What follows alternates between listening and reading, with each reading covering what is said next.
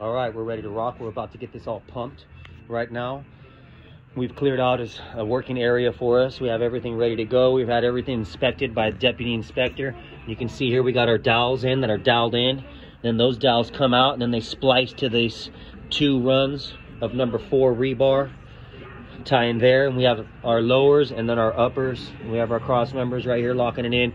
HDU5, which is our heavy duty hold down, and then we have our J bolts. All our steel for our hold downs are all galvanized because they're going to be touching the moisture treated sleeper that's going to be sitting on top of our footing right here, and that moisture treated sleeper has chemicals in it that will you know, react with just regular steel. So you need to use galvanized steel or stainless steel or like a hot dip type product, a coated product.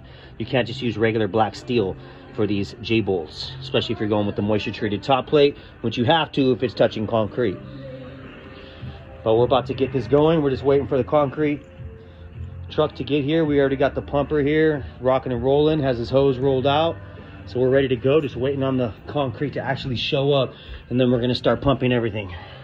We'll have our underpads pumped right here, and you can see we put a boot. We attached a boot to our hold down right there, our post base that's going to be sunk into the concrete, galvanized boot, and we threw a rebar tie boot down there too.